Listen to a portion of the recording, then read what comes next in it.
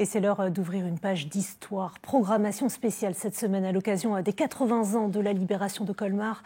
Ce soir, direction la nécropole de Sigolsheim. Il y a 80 ans, ce site stratégique fut le théâtre de sanglants combats. Loïc Schaeffer et Nicolas Meyer. Les Allemands l'avaient surnommé Blutberg, la montagne du sang. Aimé Hauptmann avait 6 ans lorsque les combats faisaient rage sur cette colline et au cœur de Sigolsheim. Il est aujourd'hui la mémoire vivante de son village qui fut presque entièrement détruit à l'époque. Les souvenirs qui me restent,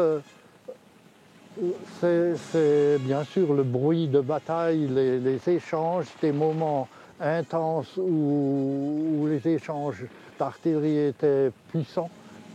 Bien sûr, Sigolsheim a été pris et repris. Les Américains sont venus jusque dans la cave, ils nous ont distribué des chewing-gums et des cigarettes. Et puis, mais comme ça n'était pas définitif, ces moments-là, à un moment donné, quelques heures après, les Américains n'étaient plus là. Les Américains libèrent finalement la commune fin décembre 1944. La nécropole, elle, a été érigée en l'honneur de la première armée française. 1600 corps de soldats débarqués en Provence et morts au cours de la bataille d'Alsace. La moitié des stèles sont musulmanes.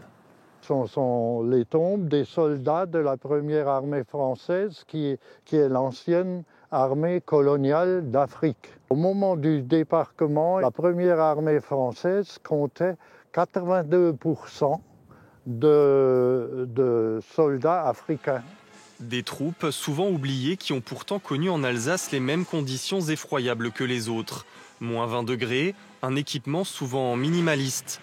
La nécropole, autrefois champ de bataille, rappelle le courage de ces hommes. C'est la colline qui s'avance le plus dans la plaine. C'est pour ça aussi que les Allemands se sont battus. Et c'est pour ça aussi que les Alliés ont mis beaucoup d'efforts pour conquérir cette colline à cause de la vue qu'on a ici. Un site stratégique devenu un lieu de mémoire idéal pour mesurer la valeur de la paix qui règne sur la plaine d'Alsace depuis 80 ans.